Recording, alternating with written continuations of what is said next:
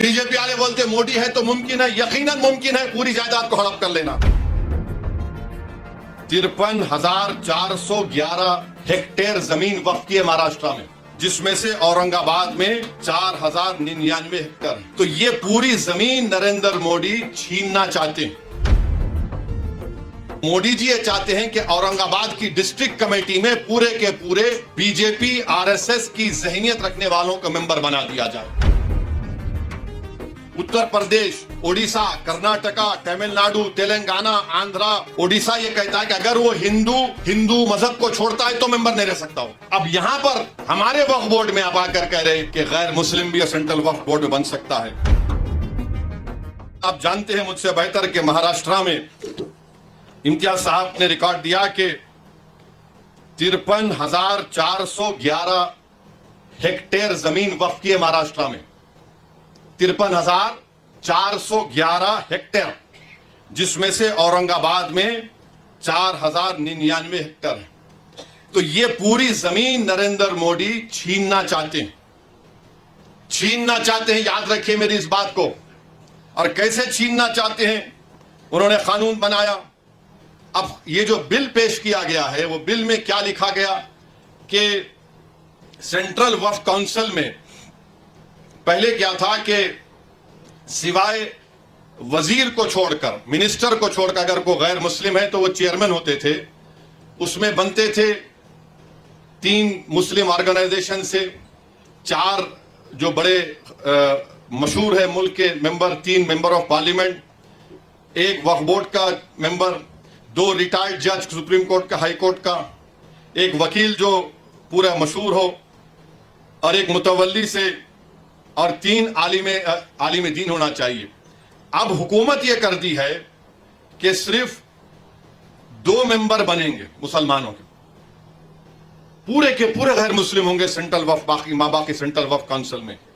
फिर आप देखिए कि जो स्टेट वक्फ बोर्ड है उसमें कह दिया गया है कि स्टेट वक्फ बोर्ड में पहले इलेक्शन होता था मुतवल्ली कैटेगरी में, आपके एमएलए कैटेगरी में, एमपी कैटेगरी में, फिर हाई कोर्ट के वकलाओं, मुस्लिम वकलाओं का इलेक्शन होता था। उन सबको इलेक्शन को बर्खास्त कर दिया गया और नामजद करेगी, नॉमिनेट करेगी हुकूमत। यानी पहले पूरे मुसलमान होते थे, अब सिर्फ शायद 2 या 4 रहने वाले हैं। अब उसमें भी क्या बोल रहे हैं कि 1 मुतवल्ली, 2 आलिम दीन और 2 म्युनिसिपैलिटी या पंचायत के मेंबर को बीजेपी मेंबर बनाएगी। अब ये क्यों कर रहे हैं बताता हूं मैं आपको। स्टेट वक्फ बोर्ड में जब इलेक्शन खत्म हो जाएगा तो मोदी जी ये चाहते हैं कि औरंगाबाद की डिस्ट्रिक्ट कमेटी में पूरे के पूरे बीजेपी आरएसएस की जहनियत रखने वालों को मेंबर बना दिया जाए। क्योंकि जब स्टेट वक्फ बोर्ड में नॉमिनेट कर रहे तो यहां पर भी करेंगे।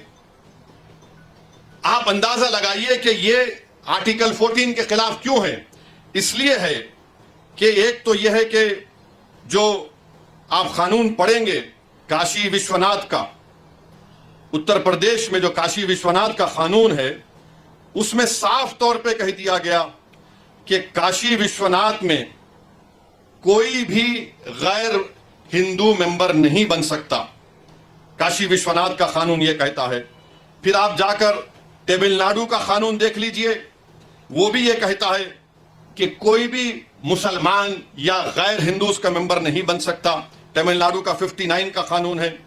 फिर आप आंध्र प्रदेश का सेक्शन 3(2), उसमें कहा गया है commissioner, additional commissioner, joint commissioner, बल्कि कोई काम करने वाला भी गैर हिंदू नहीं हो सकता। कर्नाटका का 97 का कानून यह कहता है कि कोई गैर हिंदू मेंबर नहीं बन सकता।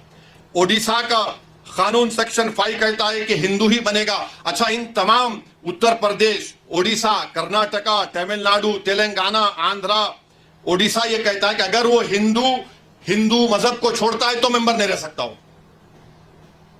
अब यहां पर हमारे वक्फ बोर्ड में आप आकर कह रहे कि गैर मुस्लिम भी सेंट्रल वक्फ बोर्ड में बन सकता है।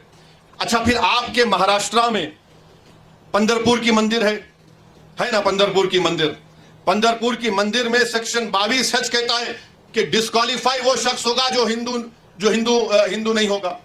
पंढरपुर की टेम्पल एक्ट कहता है 73 का सेक्शन 22H, निसार साहब जानते हैं। आप नहीं बना सकते किसी गैर हिंदू को। हमारे ऊपर क्यों कर रहे हैं आप ये?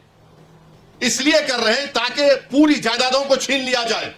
जब इनके चमचे आके बैठेंगे तो वो तो बादशाह सलामत जिंदाबाद के नारे लगाएंगे ना।